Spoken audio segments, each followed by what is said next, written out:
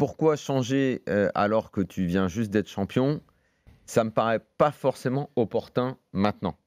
Parce que ça t'oblige à travers même un changement, même si c'est celui de Giroud. À la limite, tu me dirais, on change juste l'arrière droit.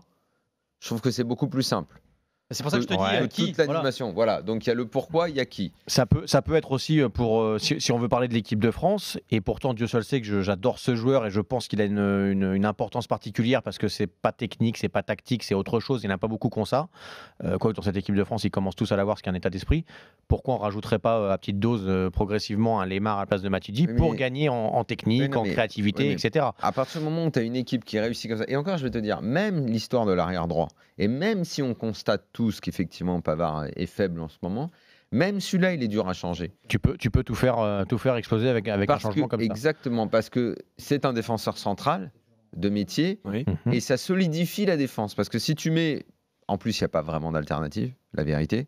Et même si tu mets Sidibé, défensivement, il n'offre pas plus de garanties, et c'est un latéral qui monte. Ce que n'aime pas Deschamps. Donc déjà, tu demande à Deschamps de faire quelque chose qu'il n'aime pas a priori. Ça n'entre pas dans ses convictions qui sont renforcées par un titre mondial.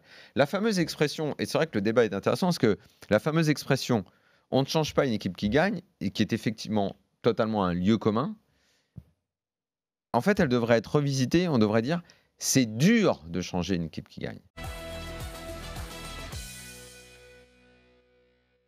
Les 9 purs, hein. On est quoi? Cavani, Lewandowski, Agüero, Kane, Suarez. Franchement, c'est le sentiment que c'est le profil de Mbappé, ces mecs-là? Non, mais c'est peut-être justement ce que Giroud veut dire. Bah voilà, ils sont pas d'accord les deux en tout cas. Ouais, non mais Giroud, je voulais mettre Mbappé en pointe face à l'Islande. Oui, mais ce qu'il veut pas dire, il le dit aussi Deschamps. Deschamps, il te dit pas qu'il va mettre un Mbappé en pointe comme il met avec les mêmes consignes que pour un Giroud. C'est pas ça, il le sait très bien. C'est pas le même profil. Il va mettre un Mbappé en pointe, mais il va demander à Griezmann et Mbappé de changer, d'être ensemble. Il peut aussi aussi à des Dembélé ou des Lemar plonger dans le dos et Mbappé décrocher. Il le sait qu'il va venir, qu'il va réclamer les ballons, etc. Entre les 9 qui sont des finisseurs, genre Cavani, Lewandowski, ceux qui sont des points d'appui, Firmino, Liverpool, Benzema longtemps avec Ronaldo au Real. Enfin, je vois même pas de 9 à l'heure actuelle qu'on pourrait rapprocher de Mbappé on n'a pas dit Lukaku dans les qualités. Hein, on n'a pas dit Lukaku. Ouais, c'est un cran en dessous de tous ceux qu'on a cités. Après, voilà, il joue très costaud, c'est très costaud.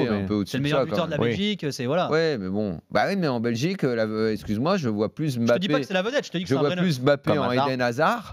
D'ailleurs, dans les stars que j'ai pas citées, il y a lui. Dans les stars on va dire de côté. Non, mais je crois que ça a toujours été ça dans le foot quasiment.